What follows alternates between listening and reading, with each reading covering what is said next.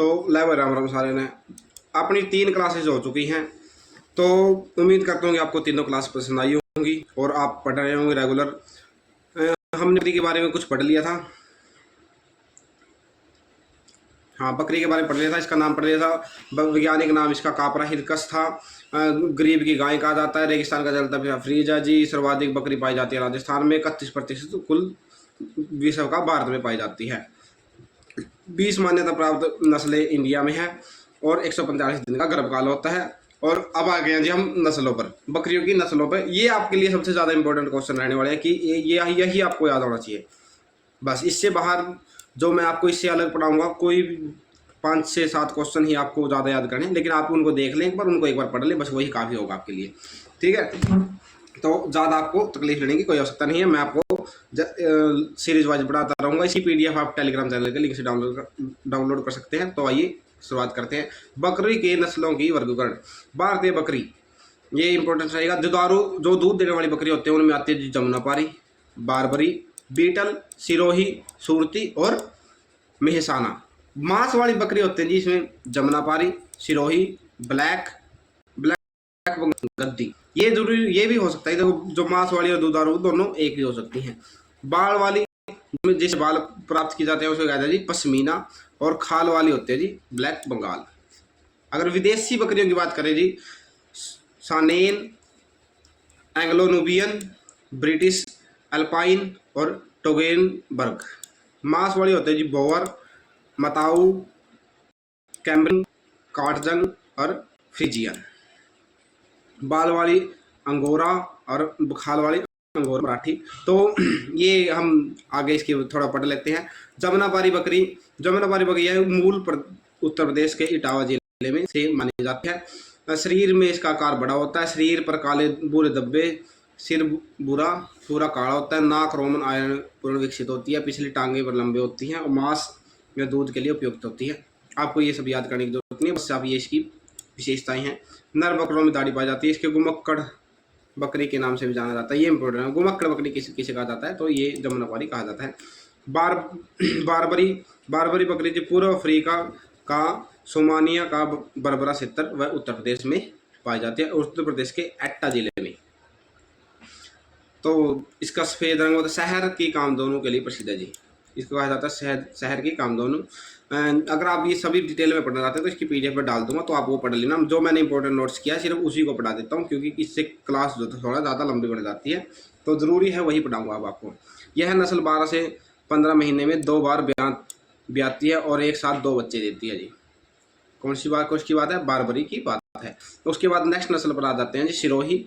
इसका मूल स्थान है जी गुजरात के पालनपुर और सिरोही क्षेत्र में माना जाता है। नेक्स्ट बकरी की नस्ल है जी बीटल। इसका मूल स्थान पंजाब के गुरदासपुर में माना जाता है। ये दोनों याद रखने वाले। बस बीटल कहाँ की नस्ल मानी जाती है, तो ये पंजाब के गुरदासपुर में मानी जाती है। यह जमुनापारी की नस्ल बकरी की मिलती जुलती नस्ल है। ये आगे जी टोगनबर्ग उत्पत्ति स्थल स्विट्जरलैंड से माना जाता है और मिल्क चैंपियन के नाम से प्रसिद्ध है यह नस्ल। ये भी इंपॉर्टेंट क्वेश्चन आता है। मिल्क चैंपियन के नाम से कौन सी नस्ल प्रसिद्ध है? रंग भूरा जिस पर सफेद और कथई रंग के धब्बे होते हैं। आगे नेक्स्ट नस्ल पर आ जाते हैं सोनेन। मूल स्थान जी स्विट्जरलैंड। शारीरिक विशेषता मिल्क क्वीन के नाम से प्रसिद्ध है। और ये जी मिल्क चैंपियन, देखो टोगेनबर्ग को कहा जाता है मिल्क चैंपियन और सोनेन को कहा जाता है जी मिल्क क्वीन के नाम से प्रसिद्ध है जी। इसमें दूध की रानी क्या है, ये आप याद कर सकते हैं जी। ये जो ये विदेशी नस्ल है सोनेन, इसको दूध की रानी कहा जाता है।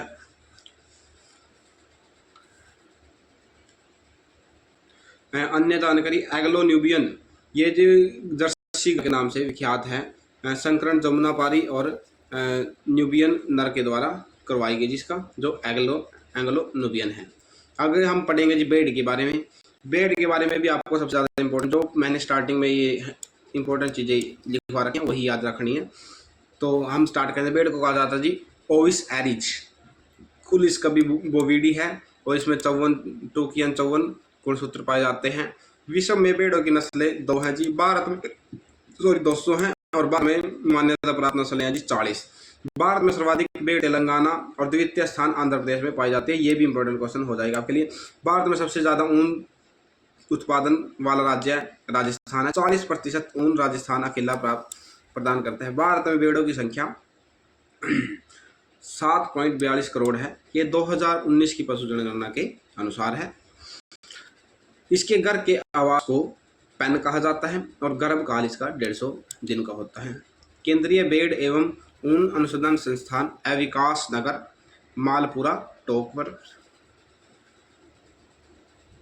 केंद्रीय ऊन विशेषण प्रयोगशाला बीकानेर 1965 में।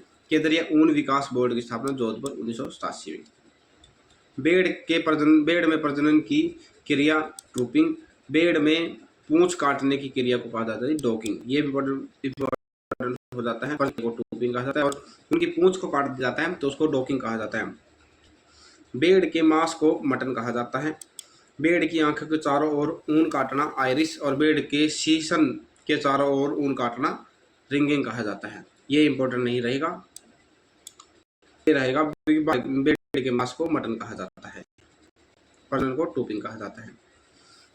भेड़ से ऊन उतारना को शेयरिंग कहा जाता है। ये कंप्लीट जो भेड़ से ऊन उतारते हैं तो उसको क्या जाता है शेयरिंग। ये इंपॉर्टेंट रहने वाला है।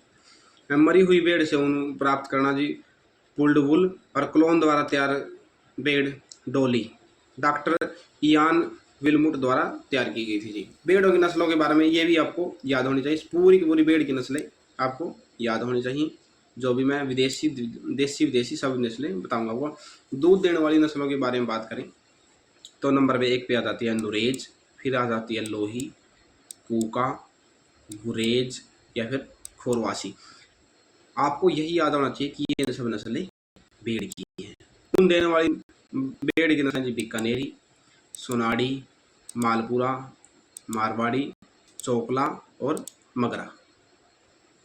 नाली, अविकालीन और अविवस्तर ये ऊन देने वाली नस्लें हैं। मांस वाली भेड़ की नस्लों पर बात करें तो नागपुरी, मायड़ा, नेल्लोर, हस्तनानगरी, खोरसानी, बजीरी, दामरी, नीलगिरी और मद्रास रेड। अगर हम विदेशी नस्लों की बात करें तो दूध वाली ओसनी, बेल्जियन, रोमेलेड, बलूची, सिंगेजा, कोलंबिया और साकरेज और आवासी। ऊन देने वाली जी मेरिनोस, कराकुल, रेम्बुले, पोलवर्थ, कोरिडेल, रोमनी मार्स और खोरसानी और हस्तानगरी। मांस देने वाली भी ये सारी इतनी इम्पोर्टेंट है। Suffolk, Leicester, South Down, Oxford Down, Hampshire, Dorset, Lincoln, Border, Leicester, Romeldale और कोलंबिया। तो अगर हम इनमें इंपॉर्टेंट आप सोचे कि इतनी सारी भेड़ की नस्लें होगी तो इतनी सारी याद कैसे रहेगी, तो मैं इसमें इंपॉर्टेंट आपको याद करवा देता हूँ।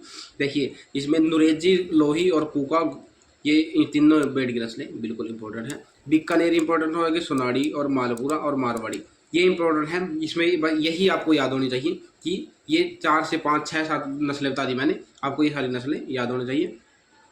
मारवाड़ी भेड़ जोधपुर, पाली, नागौर क्षेत्र में पाई जाती है, उत्पत्ति स्थल इसका।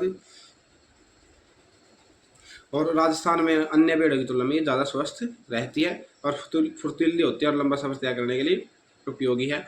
यूरोपीय देशों में इसकी ऊन को जोरिया नाम से जाना जाता है। तो जो भी ये नेक्स्ट आपने देखी है, ये मारवाड़ी होगी, जैसलमेरी होगी, ये भेड़ें इंपॉर्टेंट रह जाती है। राजस्थान के जैसलमेर में पाई जाती है। विपरीत परिस्थितियों में बिना पानी पिए 3 से 4 दिन तक जीवित रह सकती है ये।